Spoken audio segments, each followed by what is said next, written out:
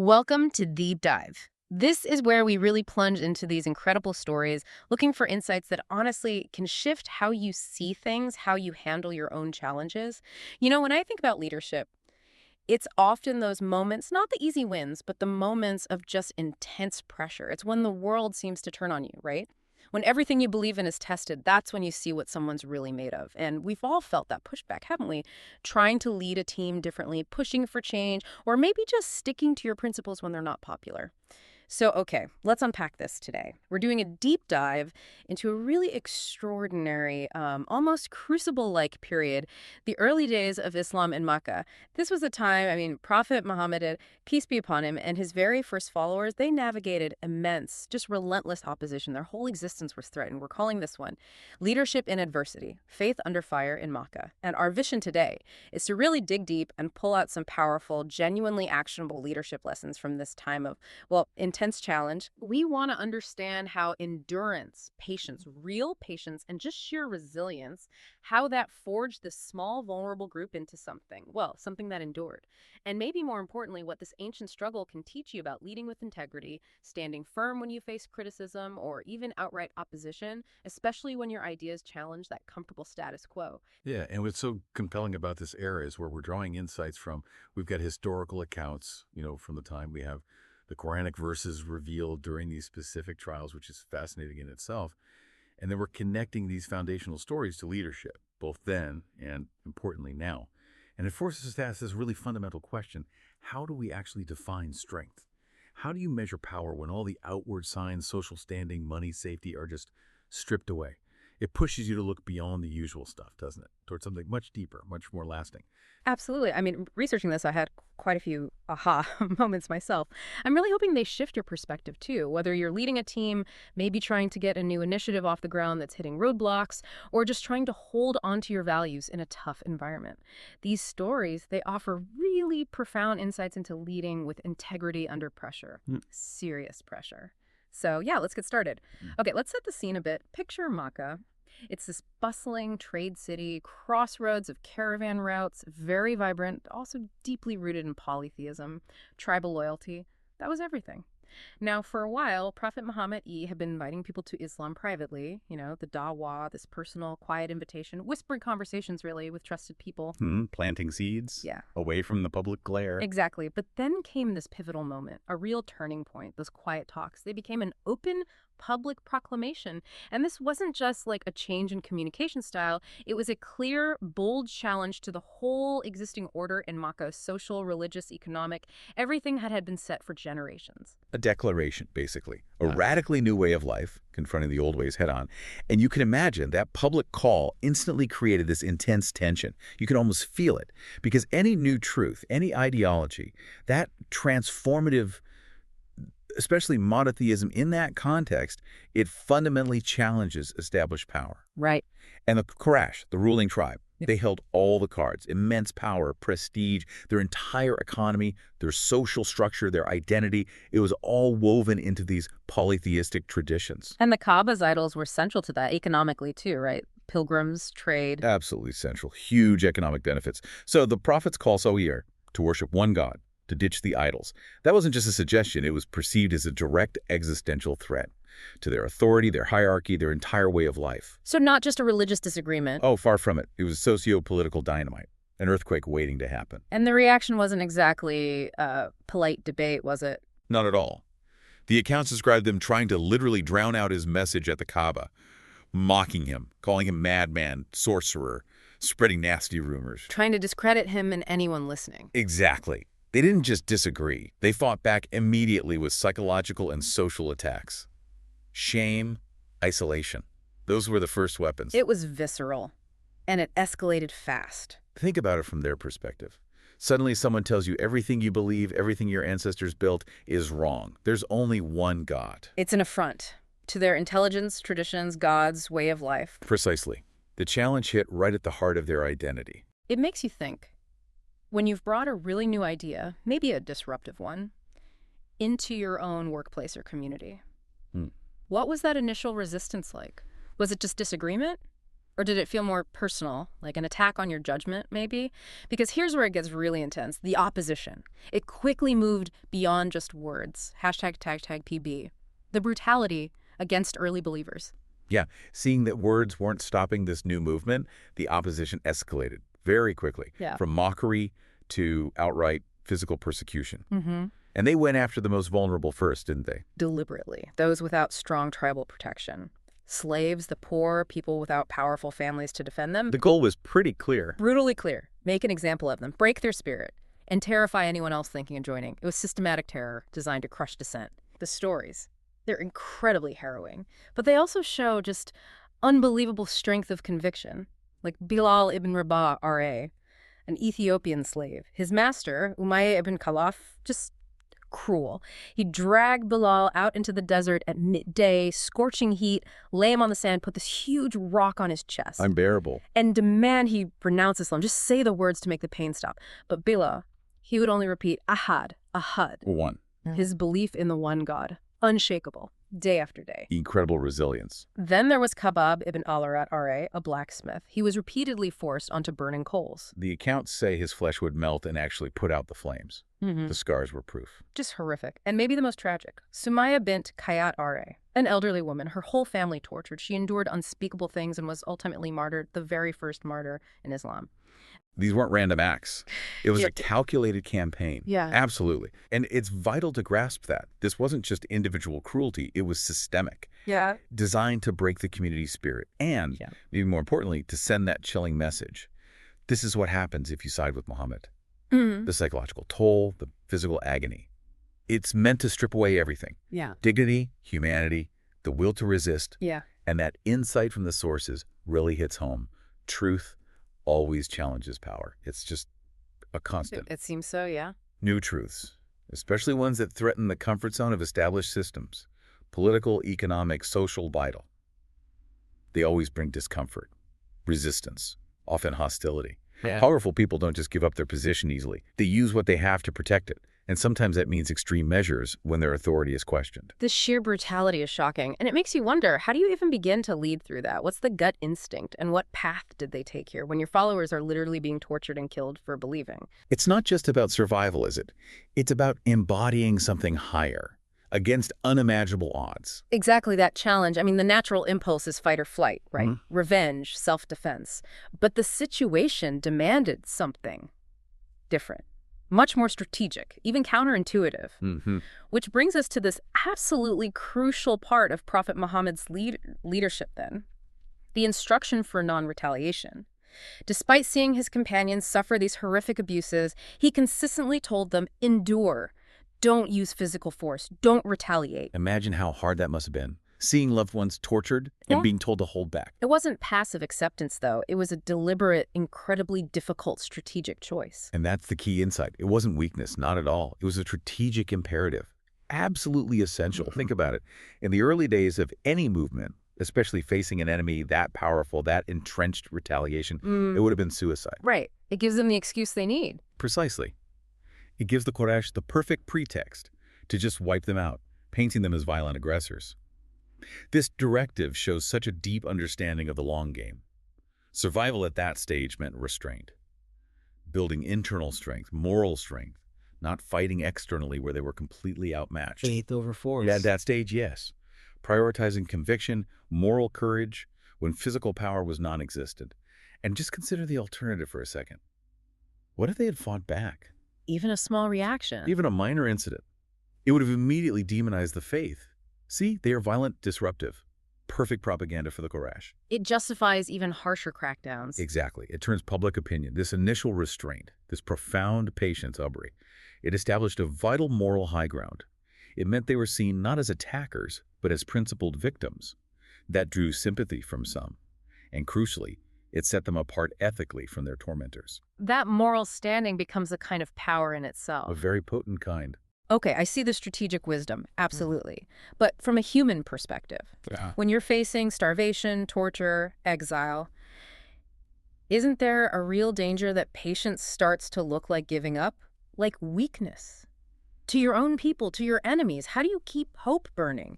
How do you sustain that conviction through years of brutality without people just breaking? That's a critical question. Yeah. And it's where the spiritual guidance became so practical, so essential.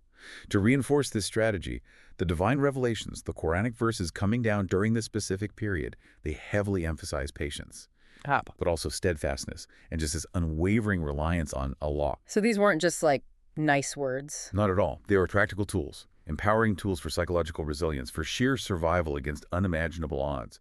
They provided the framework to endure what seemed unendurable. So without getting into specific verse numbers now, the themes running through those revelations were powerful. They directly addressed the suffering.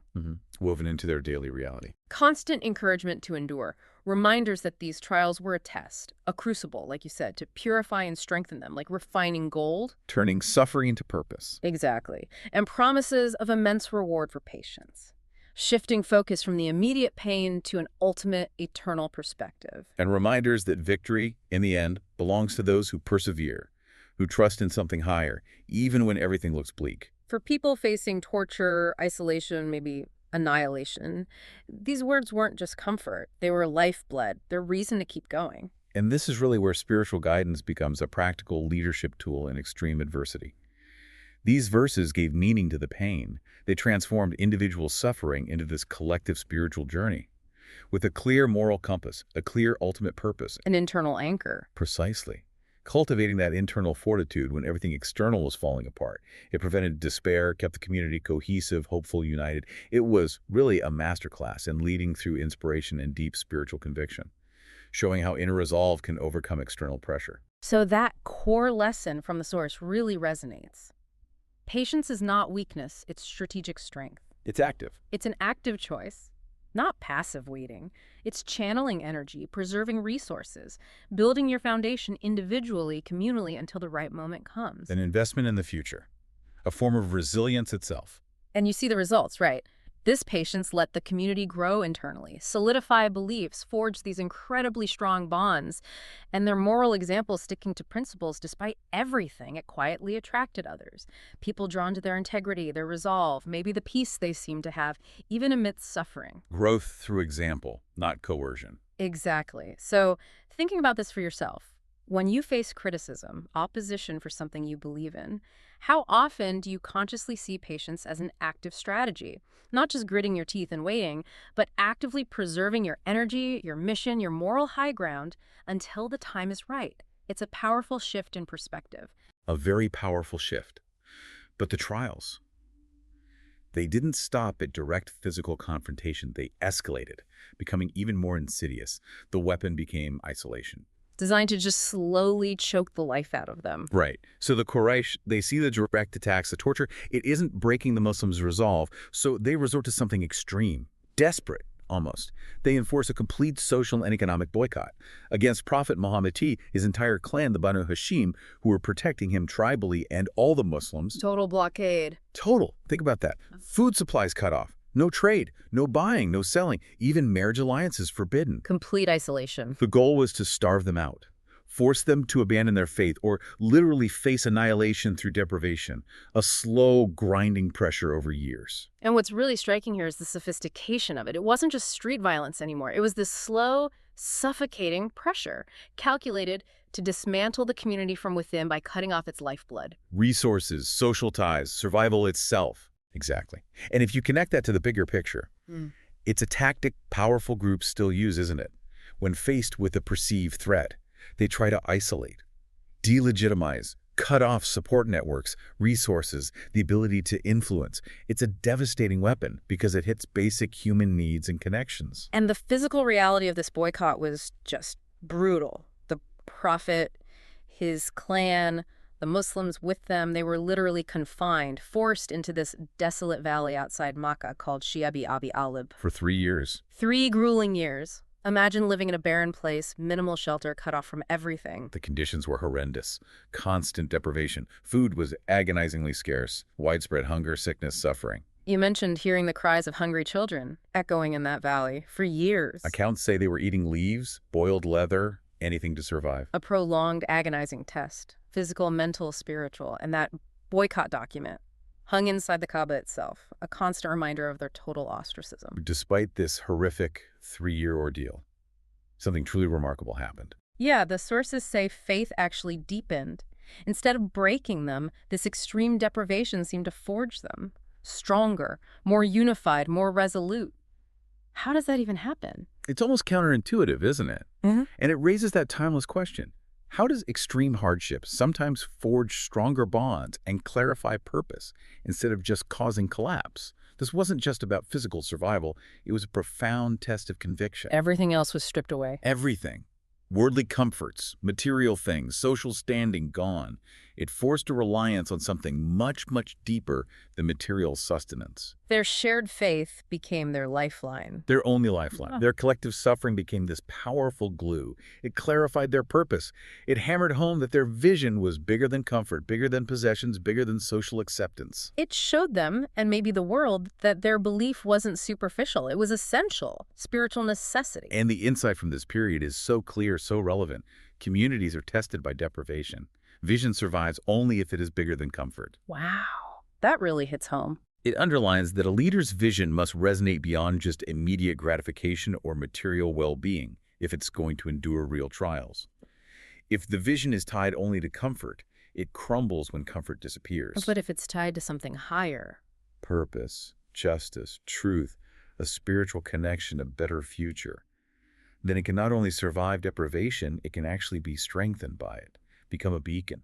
that's incredibly powerful. And it makes you think about today. Maybe we don't face that literal boycott, but what about cancel culture or professional isolation? When you stand by an unpopular idea, an ethical principle, when your reputation is attacked online, maybe opportunities dry up, you're excluded from networks. The subtle ways access can be cut off. Exactly. How does that test your comfort, your resolve? Yeah. It forces you to ask, what am I really willing to sacrifice for this vision? How much comfort am I willing to lose for my values? Yeah. Deep questions. And just when you think things couldn't get any harder for the prophet and the community, came a period of intense personal loss, one that became known as the Year of Sorrow. This wasn't just communal hardship anymore. This hit the leader directly, a profound personal test of resilience. Yeah, this tragic sequence. It happened shortly after they emerged from that brutal 3-year boycott, exhausted, weakened. And Prophet Muhammad T suffered 2 devastating personal losses, very close together. First, his uncle, Abu Ghalib, His protector. his protector. Even though Abu Ghalib hadn't accepted Islam, his status, his influence in the Quraysh, it had shielded the Prophet for years, a buffer against the worst aggression. A crucial layer of external tribal protection. And suddenly that was gone, leaving him much more exposed, more vulnerable to the Quraysh's attack. And then soon after. The loss of his beloved wife, Khadija R.A., his first convert, his rock, unwavering emotional, moral, even financial support. She believed in him when no one else did. A true partner. Her death left this massive void in his personal life, a deep, deep wound. And the timing. That's what's so striking. Right when the community was at its absolute weakest, just out of the boycott. Losing these 2 pillars, one external, the tribal shield, the other deeply personal internal support, it created this huge vacuum. Not just grief, but loss of critical infrastructure. Exactly.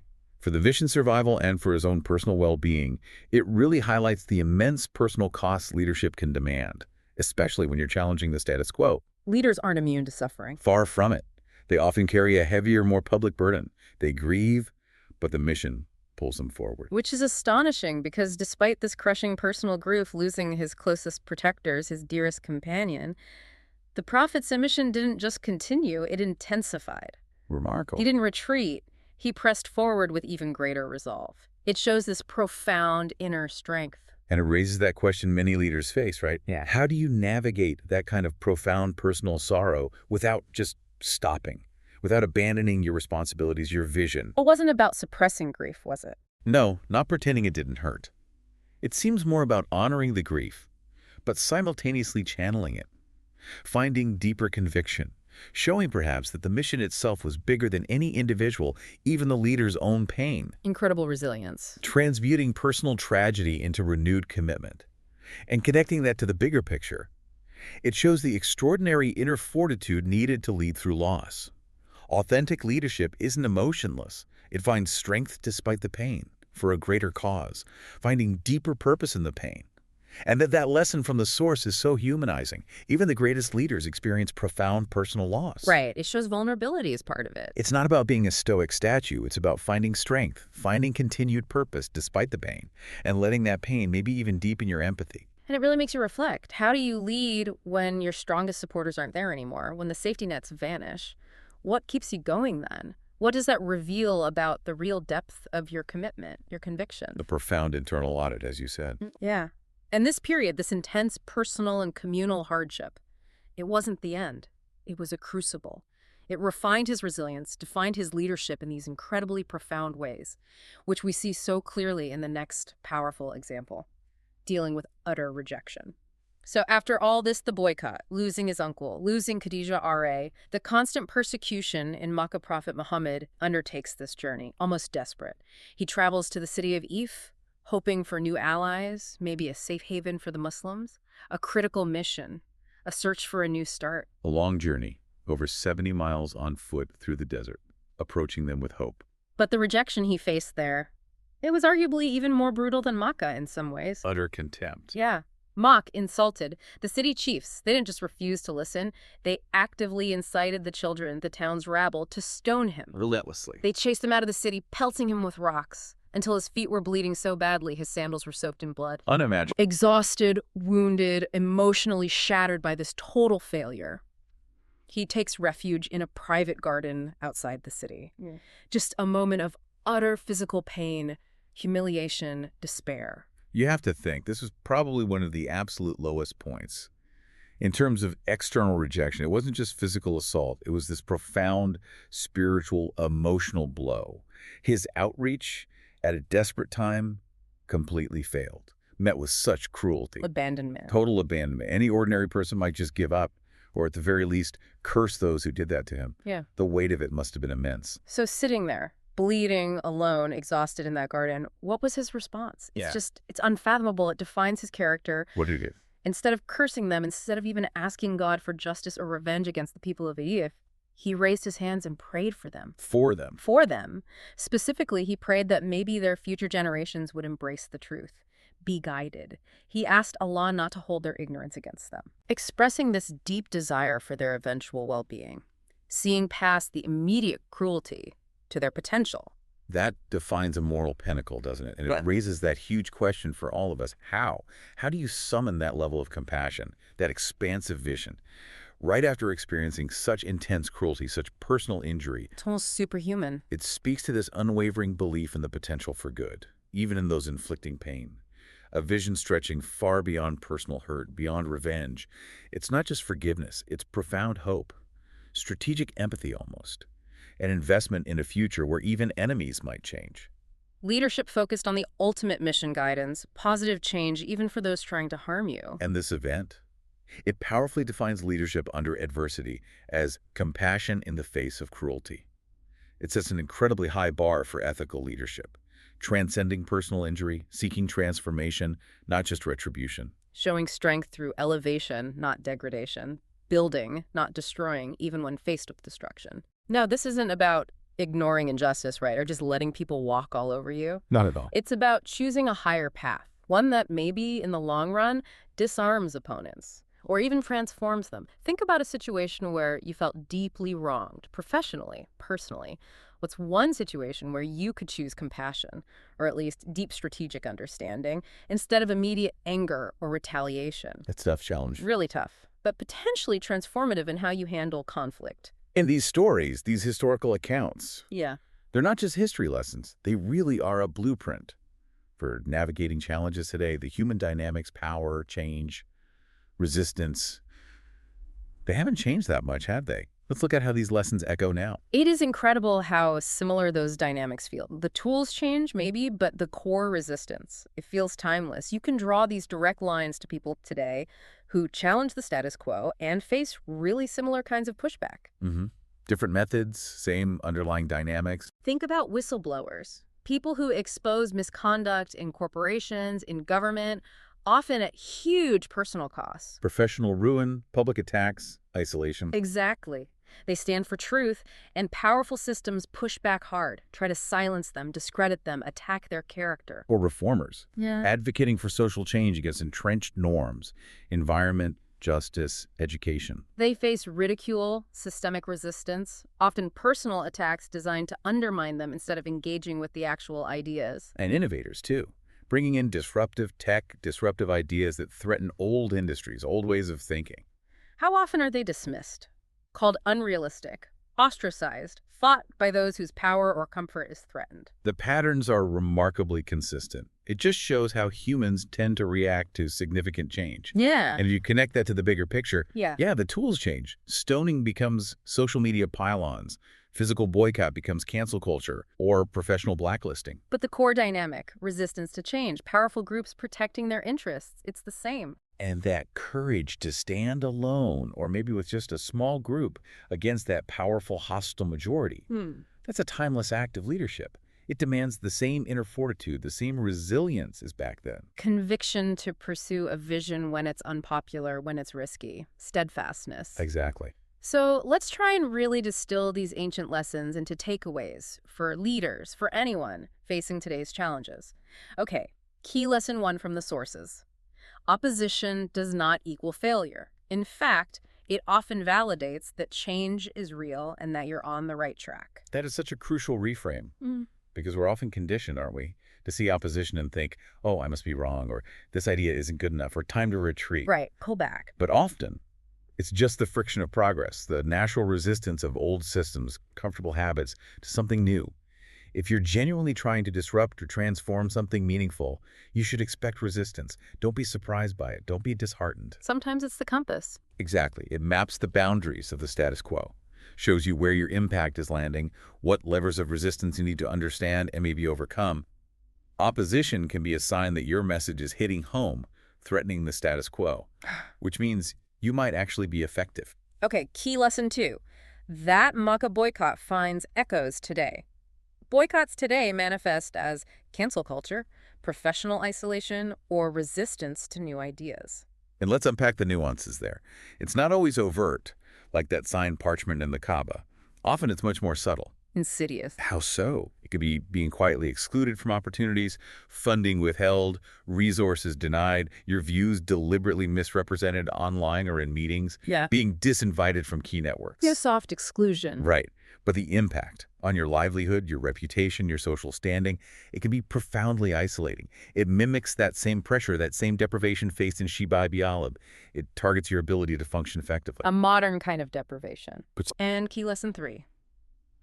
Resilience means holding to your principles and your vision when the crowd turns hostile, when it feels like everyone is against you. And what's key here is resilience isn't just bouncing back after something bad happens, though that's part of it. It's more about staying rooted, anchored in your core values, your vision, even when the environment is actively trying to uproot you, destabilize you. Holding steady in the storm. Exactly. Maintaining clarity of purpose when chaos is swirling, when the noise, the criticism, the attacks are loudest. It's that internal compass, that deep conviction that keeps you steady, allows you to weather it and maybe even emerge stronger. So bringing it back to you, the listener, when you face those moments, professional resistance, online attacks, personal criticism for what you believe, where do you find that inner strength? These stories, they're a powerful reminder. The path of real change, it's rarely smooth. It's often incredibly challenging.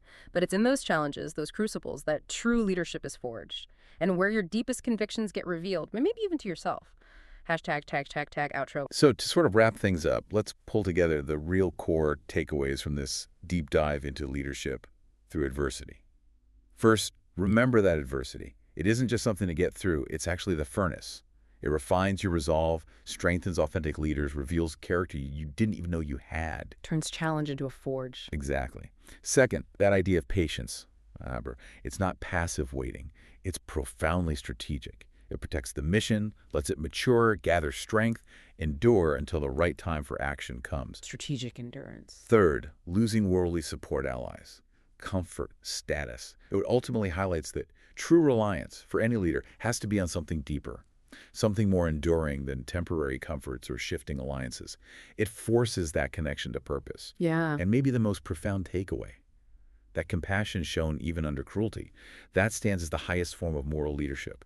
It offers a path to transformation, to long-term positive change, not just getting even. So, thinking about what this means for you, as you reflect on these lessons, maybe consider a few things. First, think about one current challenge in your life. Personal, professional, doesn't matter. Can you try to reframe it? Ask yourself, okay, what might this adversity be training me for? What strength, what insight, what resilience is it building in me that I'll need later? Shifting the perspective on the struggle Yeah. itself. And maybe, second, think about developing your own resilience toolkit. No pressure, but maybe identify just one or two constructive responses you could practice or choose instead of defaulting to anger or despair or lashing out when you feel attacked for your ideas or values. Small conscious choices. Exactly. And finally, maybe the toughest question. If I were facing a modern boycott, social exclusion, professional isolation, relentless criticism for my values, would my core principles hold firm? What would I truly be willing to endure to stand by them? These aren't easy questions at all, but really engaging with them honestly. That's how we grow as people, as leaders. These stories from Makkah, from that intense period of faith under fire, they remind us that the journey of leadership, especially through adversity, it's a profound transformation, personal and collective. It's about discovering the depth of your own conviction and what truly sustains you when everything else falls away. Thank you so much for taking this deep dive with us today. We really hope these insights offer you some strength, some clarity, maybe some renewed purpose on your own path, whatever challenges you might be navigating right now.